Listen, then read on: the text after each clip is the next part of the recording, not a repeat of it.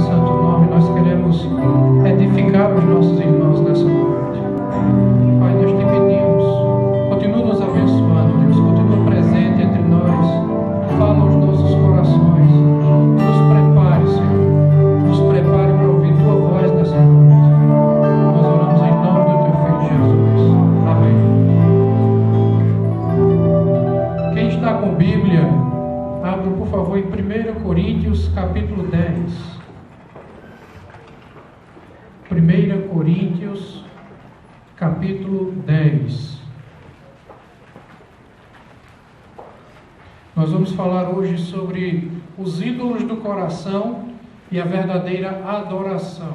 Então eu acredito que tem algumas coisas muito importantes para nós vermos nesse texto, para nós entendermos sobre o sentido real da idolatria e como Deus deseja ser de fato adorado, não apenas num culto, numa reunião, no culto público, mas também com toda a nossa vida, em todo o tempo, em todo lugar, em todo momento. 1 Coríntios capítulo 10, nós vamos ler todo o texto, são 33 versículos. Todos acharam? Ora, irmãos, não quero que ignoreis que nossos pais estiveram todos sob a nuvem, e todos passaram pelo mar, tendo sido todos batizados, assim na nuvem como no mar, com respeito a Moisés. Todos eles comeram de um só manjar espiritual, e beberam da mesma fonte espiritual, porque bebiam de uma pedra espiritual que os seguia, e a pedra era Cristo. Entretanto, Deus não se agradou da maioria deles, razão porque ficaram prostrados no deserto. Ora, estas coisas se tornaram exemplos para nós, a fim de que não cobicemos as coisas más, como eles cobiçaram. Não vos façais, pois, idólatras, como alguns deles, porquanto está escrito: o povo assentou-se para comer e beber, e levantou-se para divertir-se. E não pratiquemos imoralidade, como alguns deles o fizeram, e caíram num só dia 23.000.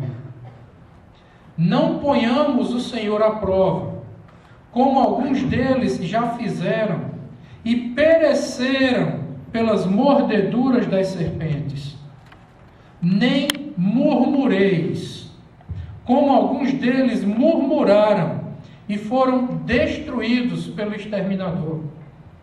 Estas coisas lhes sobrevieram como exemplos e foram escritas para advertência nossa, de nós outros, sobre quem os fins dos tempos têm chegado.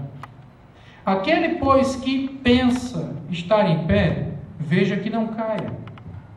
Não vos sobreveio tentação que não fosse humana, mas Deus é fiel, e não permitirá que sejais tentados além das vossas forças. Pelo contrário, juntamente com a tentação, vos proverá livramento, de sorte que a possais suportar. Portanto, meus amados, fugi da idolatria. Falo como a criteriosos, julgai vós mesmos o que digo. Porventura, o cálice da bênção que abençoamos não é a comunhão do sangue de Cristo? O pão que partimos não é a comunhão do corpo de Cristo? Porque nós, embora muitos, somos unicamente um pão, um só corpo, porque todos participamos do único pão. Considerai o Israel segundo a carne. Não é certo que aqueles que se alimentam dos sacrifícios são participantes do altar? Que digo, pois? Que o sacrifício ao ídolo é alguma coisa? Ou que o próprio ídolo tem algum valor? Antes, digo que as coisas que eles sacrificam é a demônios que as sacrificam, e não a Deus. E eu não quero que vos torneis associados aos demônios. Não podeis beber o cálice do Senhor e o cálice dos demônios. Não podeis ser participantes da mesa do Senhor e da mesa dos demônios. Ou provocaremos zelos do Senhor? Somos acaso mais fortes do que Ele? Todas as coisas são lícitas, mas nem todas convêm. Todas são lícitas, mas nem todas edificam. Ninguém busque o seu próprio interesse, e sim o de outrem. Comei de tudo o que se vende no mercado, sem nada perguntardes por motivo de consciência, porque do Senhor é a terra e a sua plenitude. Se algum dentre os incrédulos vos convidar e quiserdes ir, comei de tudo que for posto diante de vós, sem nada perguntardes por motivo de consciência. Porém, se alguém vos disser, isto é coisa sacrificada a ídolo, não comais, por causa daquele que vos advertiu, e por causa da consciência.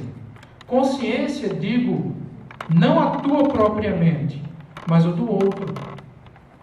Pois por que há de ser julgada a minha liberdade pela consciência alheia? Se eu participo com ações de graças, por que hei de ser vituperado por causa daquilo por que dou graças? Portanto, quer comais, quer bebais, ou façais outra coisa qualquer, fazei tudo para a glória de Deus. Não vos torneis causa de tropeço nem para judeus, nem para gentios, nem tampouco para a igreja de Deus. Assim como também eu procuro em tudo ser agradável a todos, não buscando o meu próprio interesse, mas o de muitos, para que sejam salvos. Pai, nós queremos te pedir, Deus, que o Senhor prepare nossa mente e nosso coração. O capítulo 10 e dividi-lo em 4 partes. A primeira parte, do versículo 1 até o versículo 4, o apóstolo Paulo, ele relembra o que o povo de Deus no Antigo Testamento, o que o Israel físico recebeu de Deus. Do versículo 5 até o versículo 11, o apóstolo Paulo lembra também o castigo que o povo recebeu de Deus por conta da sua desobediência. Por conta de 4 coisas que são citadas aqui nesse texto, que nós veremos daqui a pouco.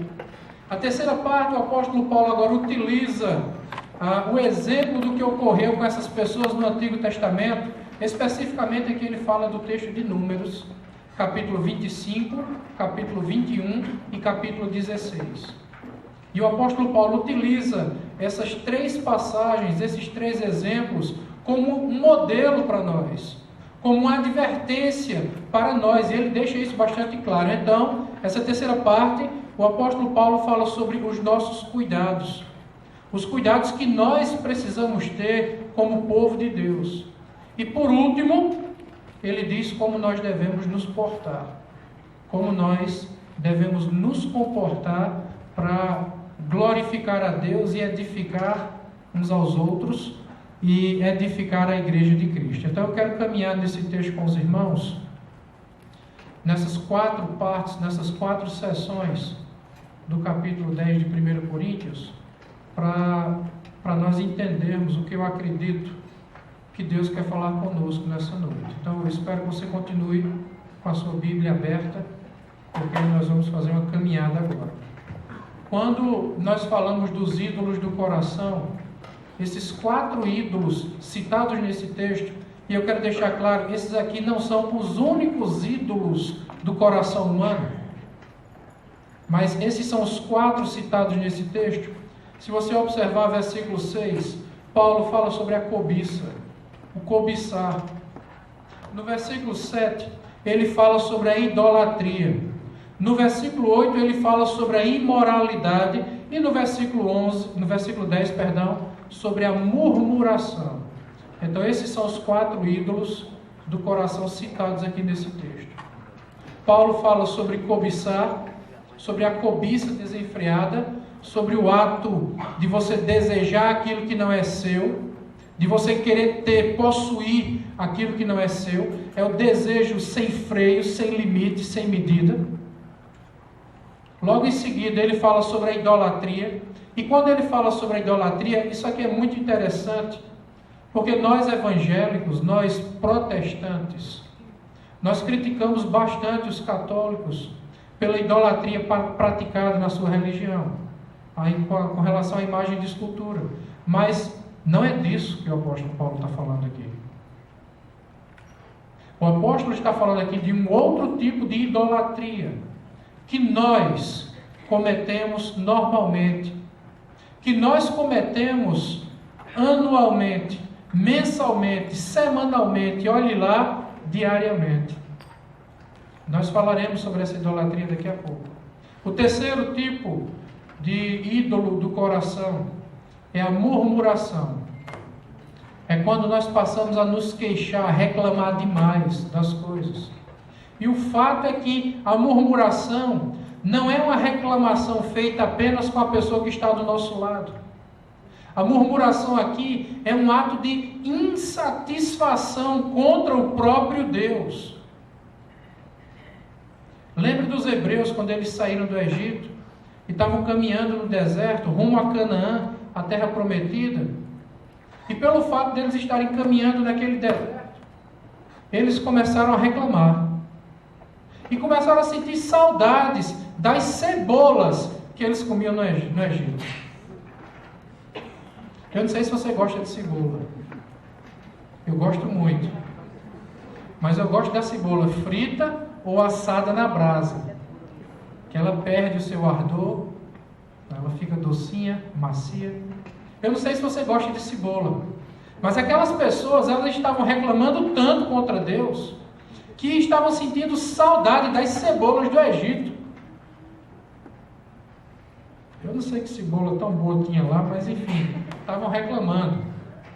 E o quarto ídolo do coração é citado nesse texto. Perdão, eu inverti, né? O quarto é a murmuração. O terceiro é a imoralidade. A falta de decência, a falta de pudor, a falta de domínio próprio com relação ao seu próprio corpo, a sua sensualidade. Quando as pessoas se deixam levar pelas paixões do coração. Então esses são os principais ídolos citados nesse texto. Eu poderia citar outros ídolos do coração, como por exemplo a religião.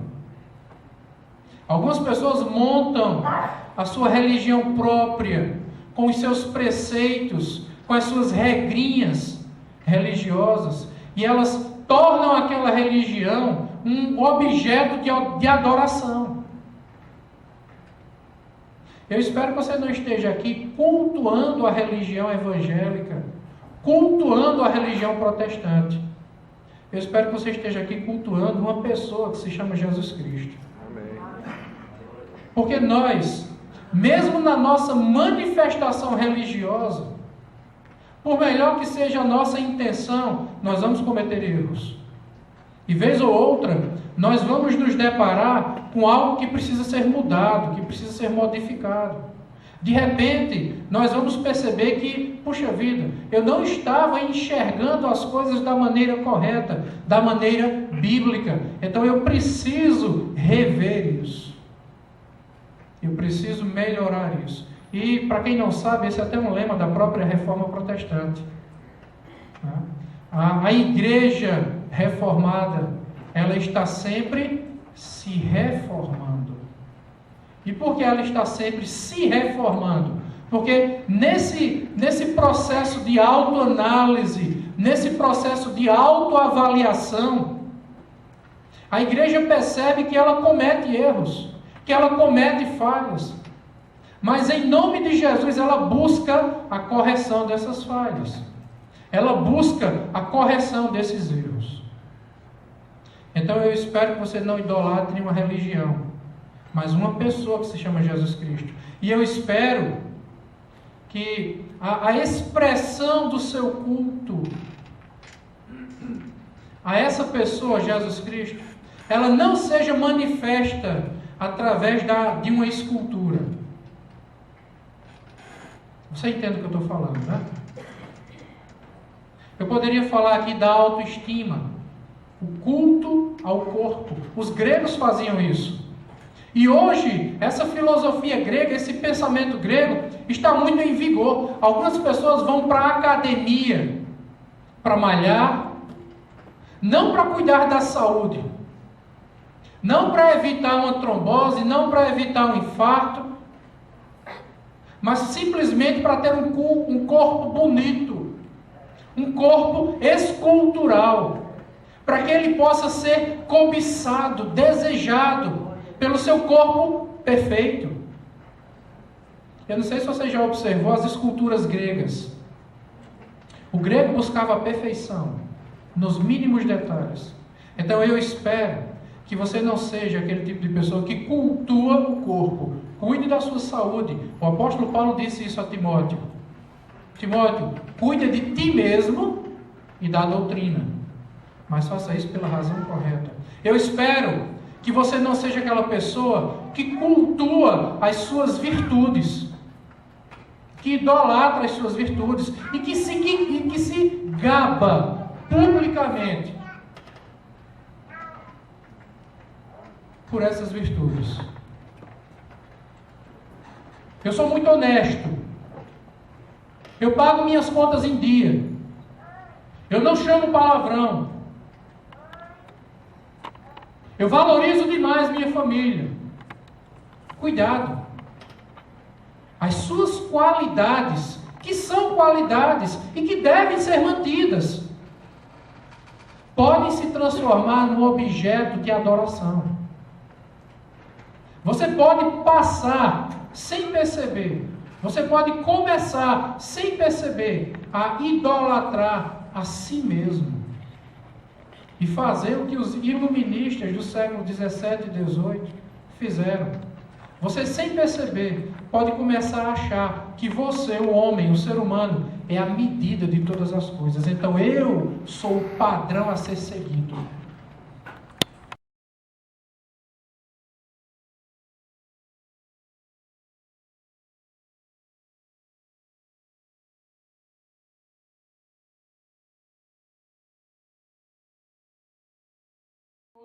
Outro ídolo chamado dinheiro, Mamon. Tem pessoas que matam e morrem por dinheiro. Essa semana, o tio da minha esposa foi brutalmente assassinado. Foi terrível o que fizeram com ele. Ao que tudo indica, por ganância, por amor ao dinheiro. Tem pessoas que perdem família, perdem tudo por causa de dinheiro. Cuidado com o desejo de ascensão, desejo de crescer muito rapidamente, orgulho. Cuidado com as práticas que você tem que se transformar em vícios e hoje você não consegue mais se libertar. E eu quero citar, normalmente quando nós falamos de vícios, as pessoas pensam em prostituição, em cachaça, em bebida alcoólica, em drogas. Mas eu quero falar de um outro tipo de vício além desses, como por exemplo o trabalho. Tem gente que diz, eu sou viciado em trabalho. E se você é viciado em trabalho, cuidado. Porque o trabalho para você virou uma imagem de escultura, um objeto de idolatria. Tem pessoas que perdem a família por causa de trabalho. Eu li uma história há um tempo atrás, e se eu não me engano foi o pastor Silas, que usou essa ilustração em uma de suas pregações, de um advogado muito famoso que tirou férias e foi fazer um passeio de barco. E um homem estava lá remando e pagou esse homem para fazer um passeio de barco no mar. E ele começou a conversar com o barqueiro e disse assim, você faz o que da vida? O homem disse, não, eu moro aqui. Minha casinha é aquela ali, beira-mar. E eu trabalho aqui, remando o barco para turistas como o senhor. Aí o advogado olhou para ele e disse, mas você nunca nunca estudou? Ele disse, não. Estudar para quê? O homem disse, não, estudar para você ter um emprego melhor. Para que ter um emprego melhor? Não, para você ganhar mais dinheiro. E para que eu vou querer ganhar mais dinheiro? Não, para você ter uma vida melhor. E para que eu vou querer ter uma vida melhor? Não, para você poder ter uma aposentadoria boa, né? E viver bem o resto da sua vida. Aí o barqueiro olhou para ele e disse, tá, e depois que eu tiver aposentado, tendo meu salário bom, eu vou fazer o que da minha vida? Aí o advogado olhou para ele e disse, não, você comprou uma casa, beira-mar. Você já entendeu, né?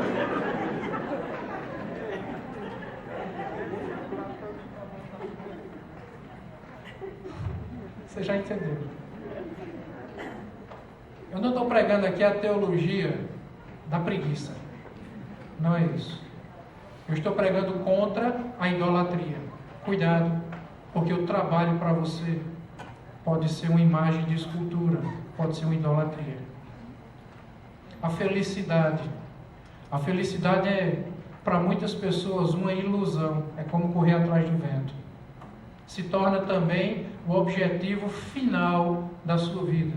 A busca pela felicidade. O que se torna também uma idolatria.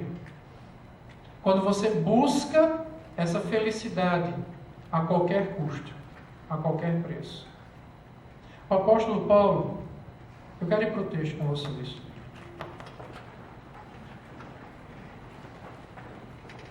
Ele faz uma exposição breve de 3 passagens, ele relembra apenas essas 3 passagens no livro de Números, capítulo 25, capítulo 21 e capítulo 16. Ele cita isso do versículo 5 até o versículo 11. Por exemplo, no versículo 5 ele diz assim, entretanto, Deus não se agradou da maioria deles, razão porque ficaram prostrados no deserto. Paulo está lembrando aos irmãos que, em primeiro lugar, existem 2 Israel. O Israel físico, ele está falando da nação de Israel. E o Israel espiritual, que é a igreja. Então, Paulo utiliza um exemplo do Israel físico para trazer uma verdade para o Israel espiritual, que é a igreja, o povo de Deus.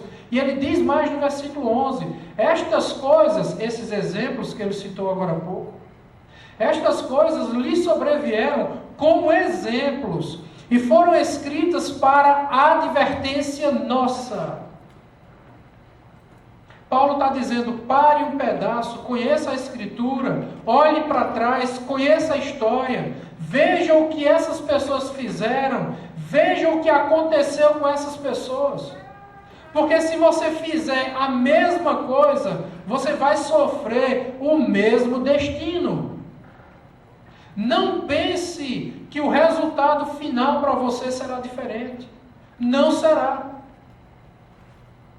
Então ele diz no versículo 5 que Deus, quando tirou essas pessoas do Egito, e essas pessoas estavam caminhando no deserto, rumo à terra que o Senhor prometeu, Deus deu água para essas pessoas, Deus fez água sair da rocha. E Paulo diz, essa rocha era o próprio Cristo, era o próprio Deus, Jesus Cristo, que estava acompanhando esse povo. Deus não deixou faltar água, Deus não deixou faltar comida, Deus não deixou faltar roupa. O Senhor não permitiu nem que suas sandálias se desgastassem. Deus lhes protegeu do inimigo, dos males. Durante o dia no deserto, quando o calor chega a cerca de 50 graus, Deus manda uma nuvem para trazer um pouco mais de umidade para aquele povo, para fazer sombra, protegendo do calor. Durante a noite, quando a temperatura desce a cerca de 0 graus, uma mudança brusca de temperatura, Deus coloca ali à noite uma coluna de fogo para iluminar o povo e para aquecer o povo. Deus não deixou faltar nada para o seu povo. Mas ainda assim, o seu povo encontrou motivo que não existia. motivo para murmurar, para reclamar. Na primeira oportunidade, Deus abriu o mar. O povo passou pelo mar, pé seco. Quando o exército de Faraó foi passar, Deus fechou as águas, matou todos os seus inimigos. Miriam foi cantar, foi dançar. Logo em seguida, Moisés sobe o Monte Horebe, passa 40 dias jejuando para receber os mandamentos do Senhor, para trazer e orientar o povo. Apenas 40 dias. O povo deu as costas para Deus e caiu no pecado da idolatria, foi fazer imagem de escultura.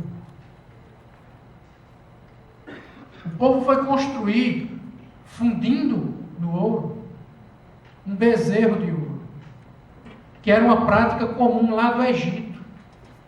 O povo saiu do Egito, mas o Egito não saiu do povo. Como alguns de nós, que dizem ter saído do mundo para a igreja, mas o mundo ainda não saiu de dentro de você. O povo de Deus, que foi liberto da escravidão,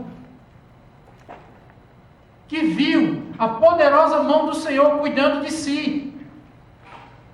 E na primeira oportunidade, o que é que o povo faz? Abandona a adoração a Deus. E vai adorar a primeira coisa que lhe vem à mente. Aquilo que mais lhe interessa. O povo vai na busca, ou em busca, do seu próprio prazer. Eu queria falar sobre 4 problemas que nós temos hoje dentro da igreja, que nós temos hoje no mundo, que são os mesmos problemas que a igreja de Corinto tinha, que o povo de Deus lá em Israel, caminhando no deserto, os hebreus, o mesmo problema que eles também tiveram. O primeiro problema se chama hedonismo, que é a busca do próprio prazer e a fuga da dor. É quando tudo que você faz na sua vida, você faz em razão do seu prazer, do seu contentamento, da sua alegria. Muitas pessoas hoje na igreja, por exemplo, cantam músicas simplesmente porque gostam da melodia, porque se sentem bem com essa melodia. Muitas pessoas vêm para a igreja simplesmente porque gostam do jeito do pregador, mas não estão nem aí para o conteúdo da pregação. O hedonismo é uma doença terrível que está dentro da igreja hoje. Nós não podemos fazer as coisas em razão do nosso prazer. Nós não fazemos as coisas porque nos sentimos bem, simplesmente porque gostamos. Nós devemos fazer as coisas porque elas são bíblicas. E devemos deixar de fazer porque são bíblicas.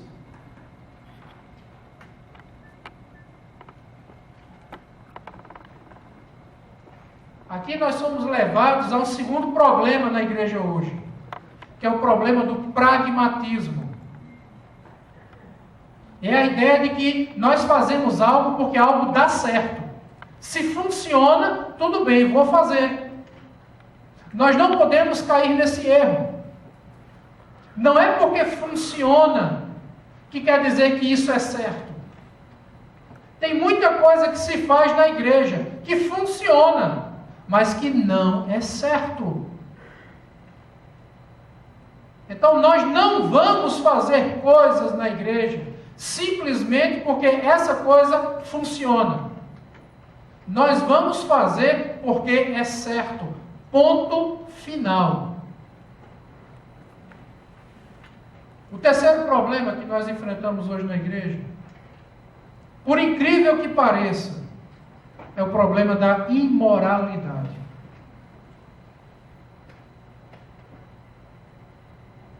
A quantidade de pessoas, hoje, século XXI, viciadas em pornografia, é uma coisa absurda.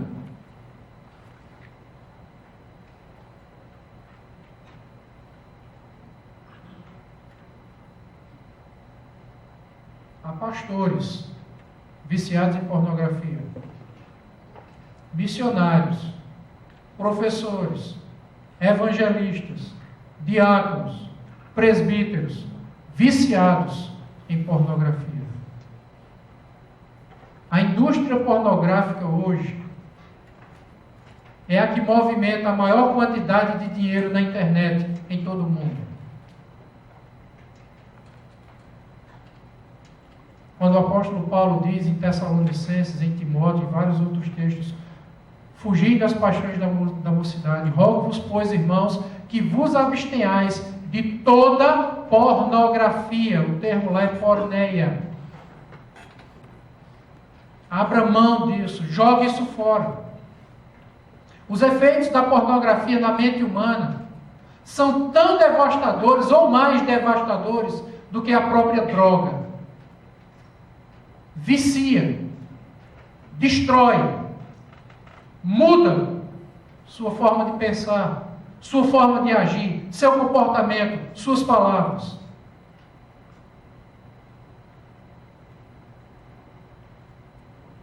Nós temos igrejas onde as moças sobem para cantar, que parece que estão subindo para fazer um striptease.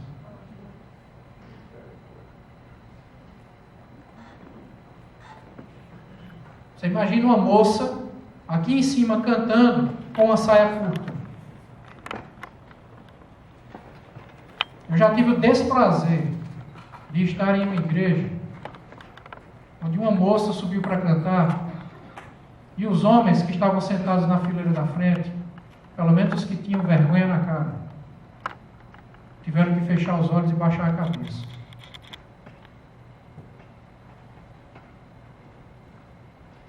Onde é que nós estamos? O que é que nós queremos? Você está aqui na frente, com luzes em cima de você, e você põe uma roupa transparente? O que é que você quer?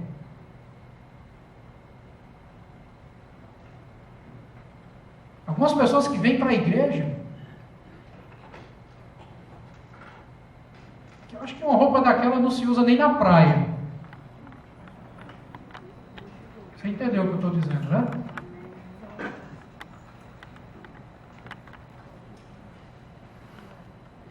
Onde é que nós estamos? Agora, veja, uma pessoa usa uma roupa dessa na igreja. O que dirá agora fora dela?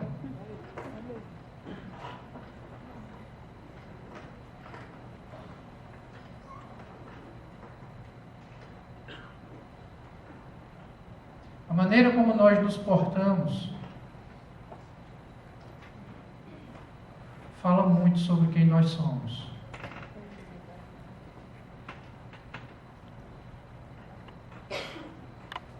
No Antigo Testamento. E ele disse que por essas três coisas, Deus não se agradou do seu povo. E quando Deus não se agradou do seu povo, o que Deus fez foi deixar o seu povo prostrado no deserto. O povo que tinha tudo para entrar na terra prometida, agora foi morto, ficou no meio do caminho, prostrado no deserto. Por causa do seu hedonismo, por causa do seu pragmatismo, por causa do seu relativismo. O relativismo é um pensamento que diz que a verdade ela varia conforme a situação. Dependendo da circunstância, a verdade pode ser uma, ou pode ser outra. E o que é verdade para você pode não ser para mim. Mas o princípio bíblico, o princípio do radicalismo bíblico mostra exatamente o contrário. Que a verdade é uma só. E nela não há sombra de variação. E o que era ontem é hoje e permanecerá para sempre, independente do prazer ou do gosto humano. O que é verdade e ponto final. O que é pornografia para Deus é pornografia há 2000 anos atrás e vai continuar sendo pornografia por toda a eternidade. O que é errado para Deus, o que era, continua sendo e continuará sendo.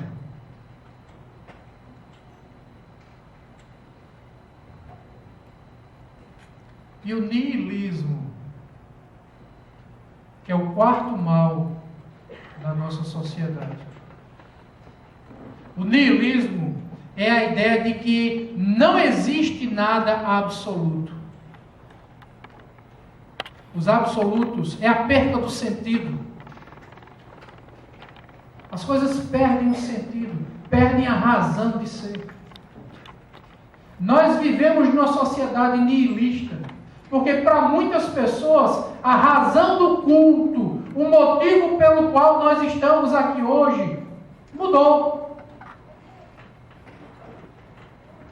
O motivo pelo qual muitas igrejas hoje cultuam a Deus mudou.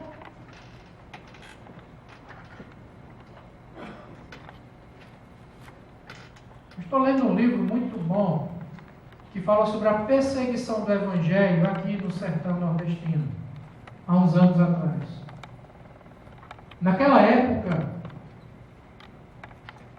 se você dissesse eu sou crente, provavelmente o dono da quitanda, o dono da mercearia, do mercadinho lá da cidade, ele não ia vender mais nada para você.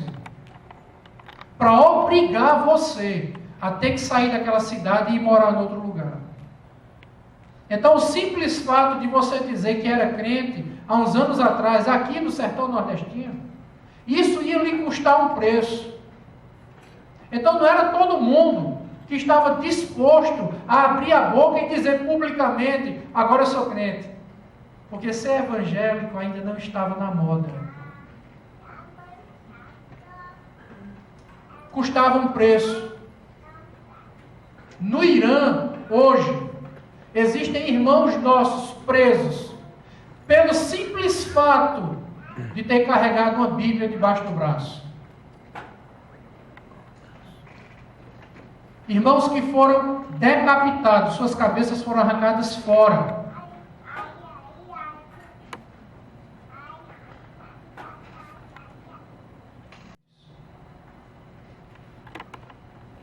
E ainda assim, essas pessoas sendo brutalmente assassinadas, cruelmente mortas, elas continuam perseguindo a sua fé, olhando para o autor e consumador da sua fé, Cristo Jesus. Elas continuam se reunindo nas suas casinhas de madrugada e fazendo seus cultos, e na hora que vão louvar, louvam assim: louvai ao Senhor, bem baixinho, para o vizinho não escutar e não lhes denunciar.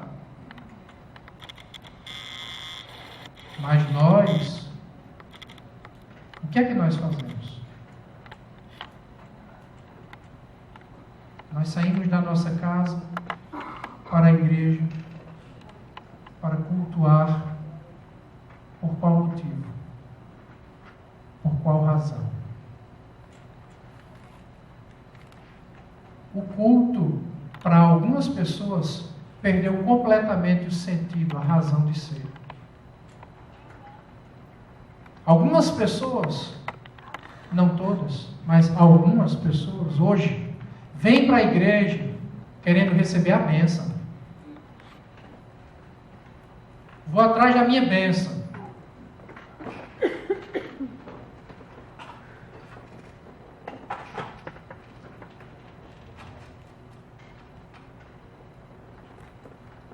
Eu ia falar uma coisa, melhor ficar calado. Vamos para o versículo 6.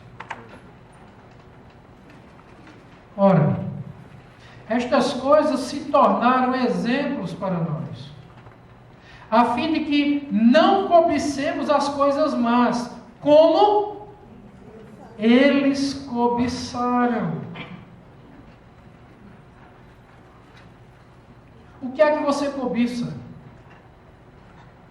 O que é que você deseja? O que é que você anseia?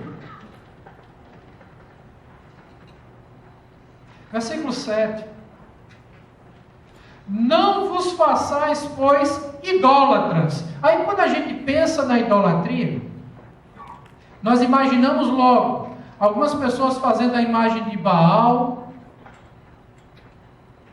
de alguns deuses, algumas divindades que eram adoradas na antiga Babilônia, na Assíria, no Egito, em Canaã e outros locais. Quando a igreja começou a absorver também a idolatria romana e grega, nós pensamos nessas coisas. Mas eu quero que você observe o que esse versículo diz acerca da idolatria.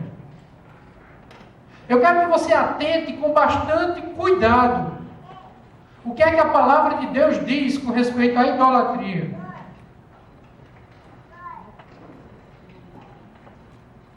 Versículo 7. Não vos façais, pois, idólatras, como alguns deles, porquanto está escrito. Está escrito o quê? Leia, por favor.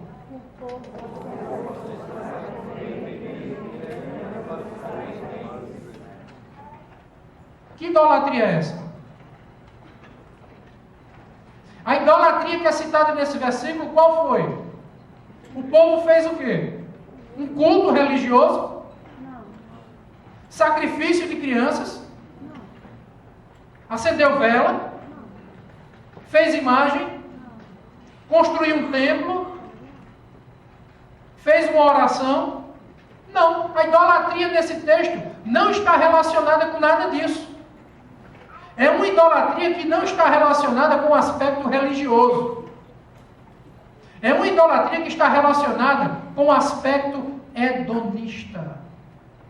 É a busca do próprio prazer. O que foi que o povo fez? Assentou-se para comer e beber e levantou-se para divertir.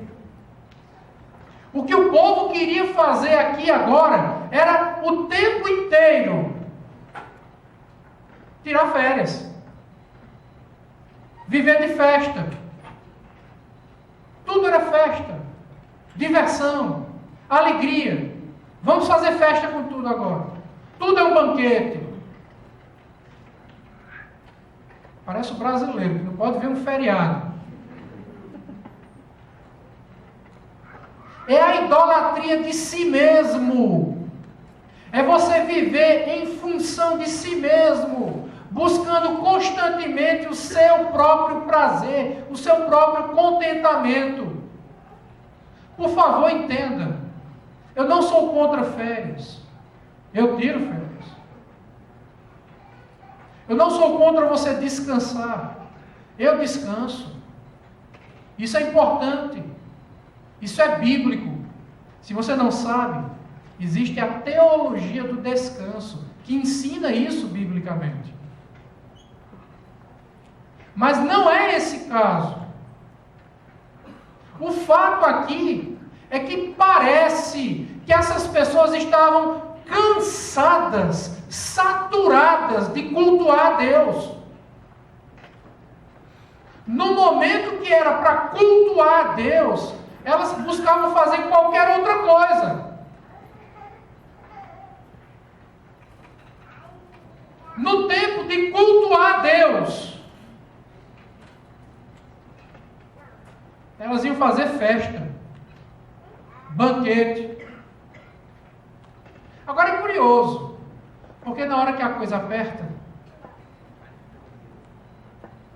na hora que a dificuldade vem, a primeira coisa que se faz é o quê?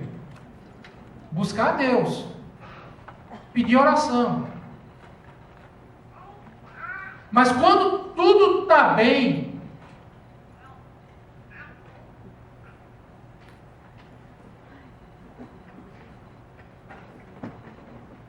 busca a praia, a festa.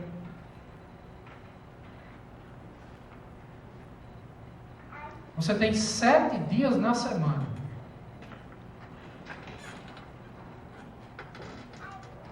Aí vai fazer festa de aniversário no domingo, na hora do culto.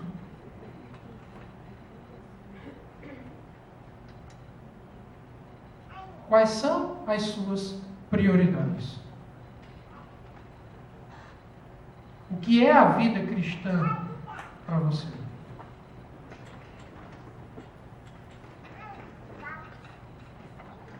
Queria pedir que alguém ajudasse ali, por favor, alguns dos diáconos ou da equipe de apoio.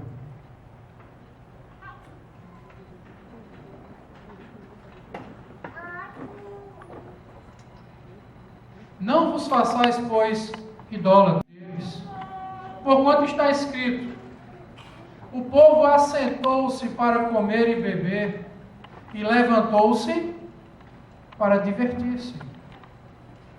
Veja aqui, o povo senta para comer e beber, e quando levanta é para se divertir. Onde está o culto a Deus? Onde está a adoração a Deus? Onde está a devoção a Deus? Onde está a piedade?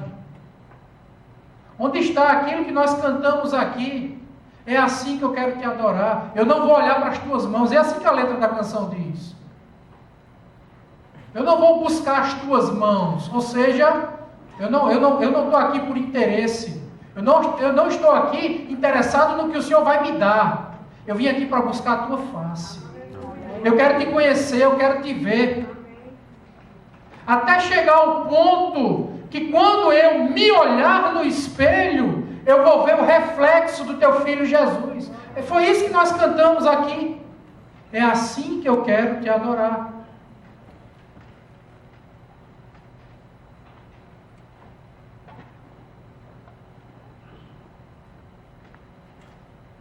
Talvez você esteja achando a mensagem dura. E de fato é. Mas vai ficar mais dura agora. Amém. Versículo 8. E não pratiquemos imoralidade, como alguns deles o fizeram, e caíram. Num só dia, 23 mil. Se você ler o texto, está em Números capítulo 25, lá diz 24 mil. Em um único dia caíram 23 mil, os outros 1.000 foram caindo depois. Então não há uma contradição aqui entre um texto e outro. Em um único dia, eu quero que você entenda isso claramente. Em um único dia, Deus, o Criador dos céus e da terra, matou, exterminou do seu próprio povo 23 mil pessoas. Não foi fruto do acaso, não foi uma eventualidade, um golpe de sorte ou de azar. Foi a ação direta da mão de Deus. Deus exterminou do meio do seu povo 23 mil pessoas dentro de um dia.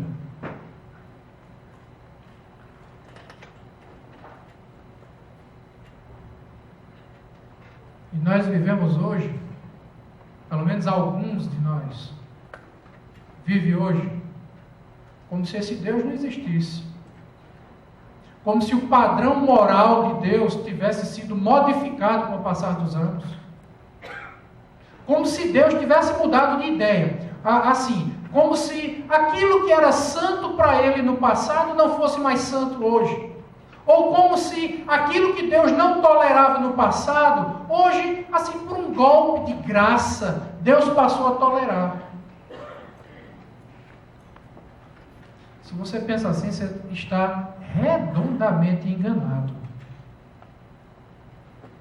Porque em Deus não há sombra de mudança nem de variação. Aquele que era ontem é hoje e o será eternamente. Amém. Glória a Deus. Pedro diz que o dia do juízo vai chegar e Deus vai começar julgando a sua própria casa. O juízo de Deus vai começar aqui dentro. Se é que não já começou. Não seja rebelde Não ponha o Senhor à prova. Não teste a Deus. Como alguns deles já fizeram. E o que foi que aconteceu com esses? O que é que o texto diz? Pereceram pelas mordeduras das serpentes. Você lembra a passagem de Números capítulo 21? Quando no deserto Deus manda várias serpentes para picar o povo. E aí Deus dá ordem para Moisés para que ele construísse uma serpente de bronze numa haste e ela ficasse erguida ali no meio do arraial. E todo mundo que agora fosse picado por aquela serpente deveria olhar para essa haste com fé. Deus não disse que era para fazer culto a essa imagem. Deus não disse que era para adorá-la. Deus disse apenas: olhe para o meu símbolo com fé. Isso representa Jesus Cristo. O próprio Cristo diz isso. Quando o Filho do Homem for levantado, eu atrairei todos a mim. Aquilo ali era uma simbologia de Jesus Cristo. Mas o que foi que o povo fez? Murmurou, reclamou. Olha, uma das maiores dificuldades, eu quero confessar isso publicamente. Uma das maiores dificuldades que eu tenho é de lidar com pessoas que murmuram. Com pessoas que ficam o tempo todo só reclamando, se queixando, e reclamando, e se queixando. E nunca as coisas estão boas. Nada está certo. Sempre é um defeito. E só murmura, só reclama. Só murmura, só reclama. É a pessoa rixosa. A Bíblia diz que a mulher é rixosa. É como uma casa que tem uma goteira. E fica a noite toda aquela gota caindo na sua cabeça. Pim, pim, pim, pim, pim, pim. É irritante.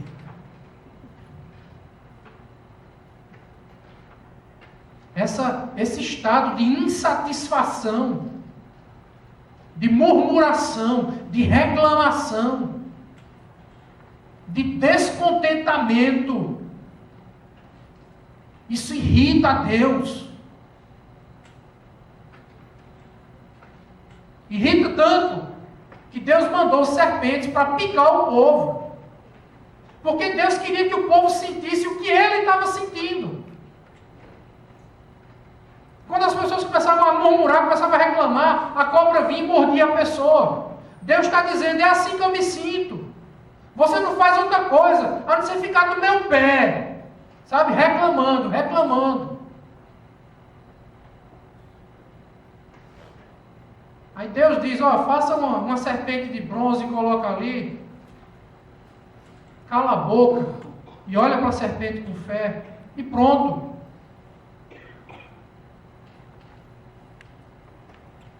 Tem gente que parece que tem uma metralhadora na boca para reclamar. Eu não sei se você já assistiu aquele filme de Rambo. Quando ele pega aquela metralhadora, né? Eu acho que é Rambo 1, Rambo 2, sei lá. Pega aquela metralhadora e entra naquela sala cheia de computadores.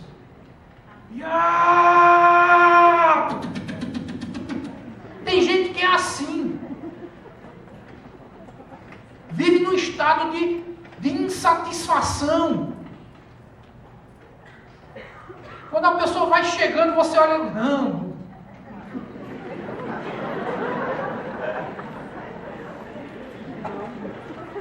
A pessoa já entra no ambiente onde você está e já começa. Olha, pastor.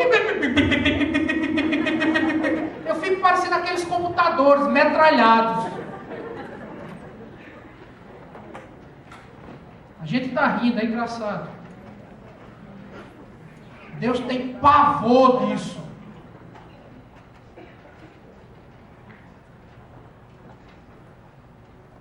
Essas pessoas pereceram por conta da sua própria murmuração. Gente que murmura, que reclama, está com o coração doente. E o que é que a Bíblia diz com relação ao coração? De onde procedem as fontes de vida? De onde? Do coração. Do coração. Gente que só reclama. reclama, só fala mal, só murmura e pragueja, está com o coração doente, você está com um câncer no coração e não sabe. E deu metástase no seu corpo inteiro, na sua mente. E você não sabe. Só reclama. E ainda espera, olha a contradição. Ainda espera receber algum benefício do Senhor.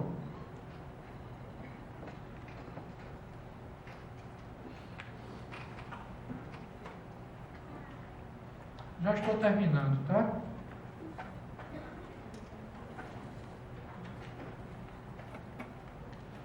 Leiam comigo, por favor, versículo 11.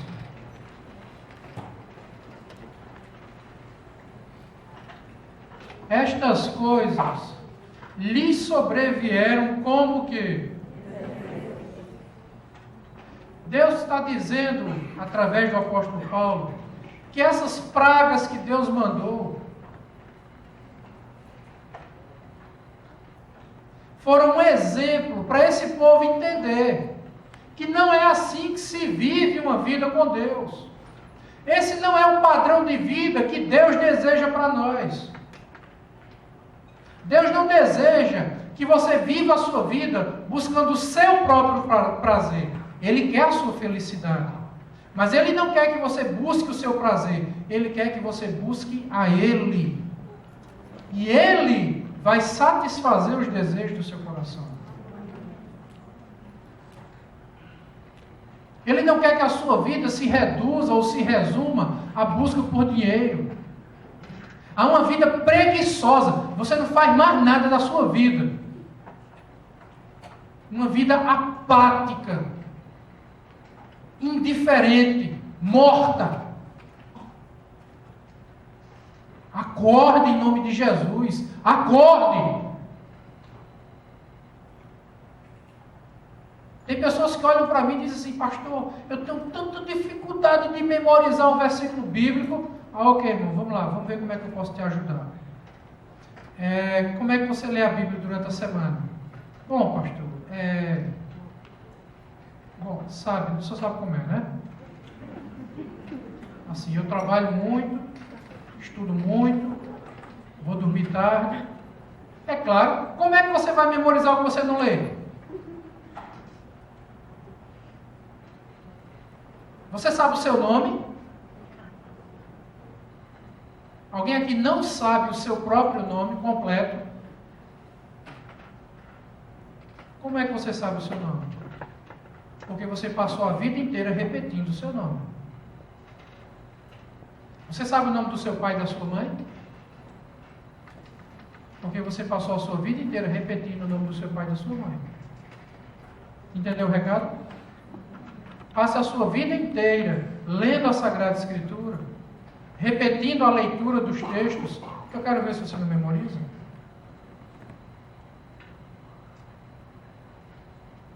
Coisas lhes sobrevieram como exemplos, e foram escritas para quê? O exemplo foi para eles, o sofrimento foi para eles, mas elas foram escritas para quem?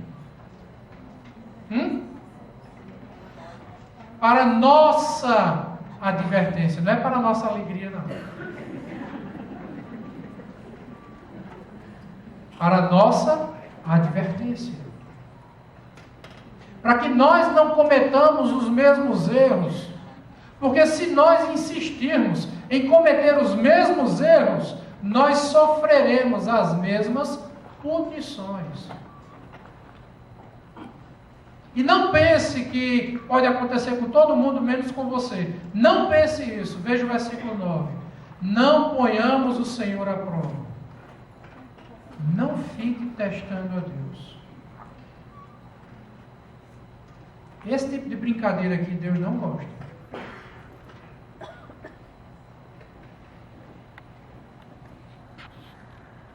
Um outro dia, se Deus falar no meu coração, eu continuo esse texto a partir do versículo 12. Se Deus também não falar, eu também não vou continuar. Hoje nós vamos terminar aqui no versículo 11. Estas coisas lhes sobrevieram como exemplos e foram escritas para a advertência nossa. De nós outros, sobre quem os fins dos séculos têm chegado. Advertência nossa quem? Nós que estamos vivendo o fim dos tempos. E nós de fato estamos vivendo o fim dos tempos. Agora, se esse fim ainda vai durar mais 100 anos, mais 1000 anos, eu não sei. Mas que é o fim, é. E nós estamos aqui vivendo. Agora, a pergunta é: quais são os ídolos do nosso coração? Hedonismo, busca pelo prazer. Pragmatismo, eu não quero saber do que é certo e do que é errado. Se deu certo, eu vou e faço. Niilismo, as coisas perderam o sentido. O sentido das coisas agora quem dá sou eu. Quais são os ídolos do nosso coração? Por que é que nós estamos aqui hoje? Por que é que nós viemos para aqui?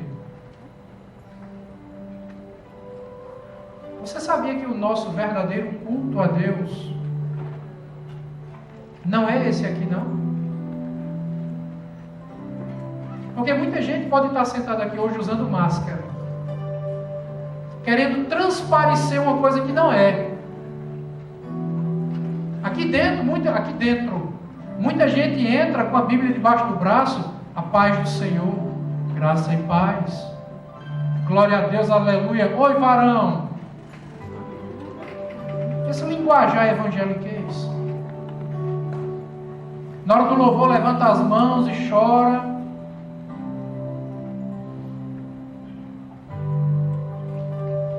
Que é pagado e espiritual. E não passa de máscara. Nosso verdadeiro culto não é esse aqui não. Esse aqui é a nossa reunião de adoração e de louvor a Deus. A nossa reunião pública. Mas o nosso verdadeiro culto, como Paulo disse em Romanos capítulo 12, ele é apresentado a Deus, ele é oferecido a Deus pelo nosso estilo de vida. Como é que nós vivemos lá fora? Como é que nós buscamos a face de Deus lá fora? Aqui nós cantamos, é assim que eu quero te adorar. Mas lá fora, nós vivemos como alguém que de fato quer adorar a Deus. Nós lá fora, de fato, vivemos para a honra e glória de Deus. Nós comemos para a glória de Deus, versículo 31. Nós bebemos para a glória de Deus. Nós fazemos qualquer outra coisa na nossa vida para a glória de Deus.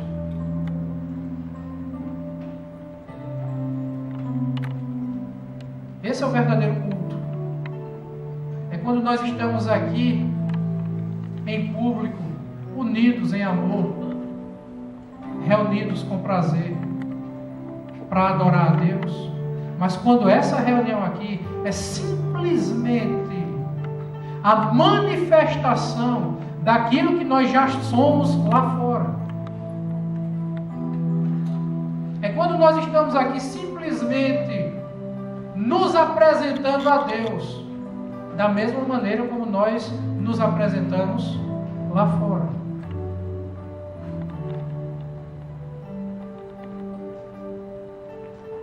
Como é que nós nos apresentamos a Deus lá fora?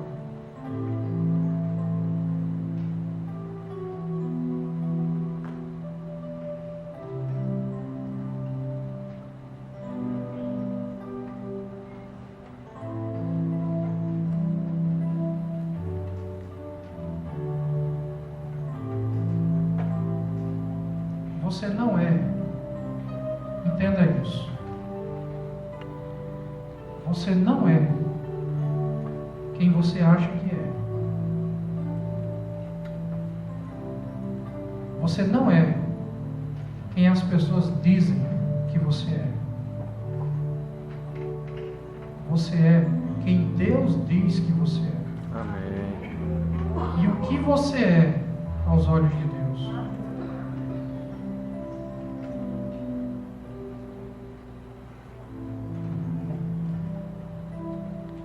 Sagrada Escritura diz que se você tiver de guardar uma única coisa em toda a sua vida, algumas pessoas guardam dinheiro, propriedade, bens, reputação.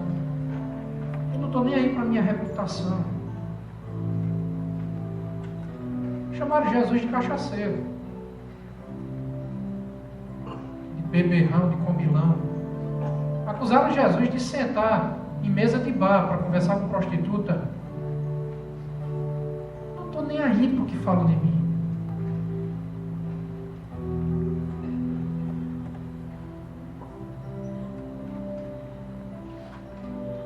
Eu quero saber o que é que Deus pensa de mim.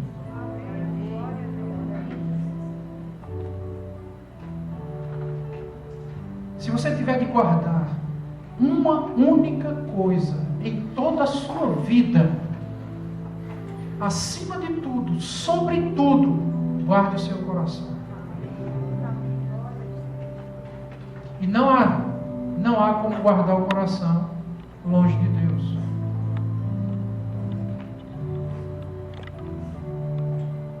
Busque a Deus dia e noite, noite e dia. É assim que você quer adorar? Fique em pé. Portanto, quer comais, quer bebais, ou façais outra coisa qualquer, fazei tudo para a glória de Deus.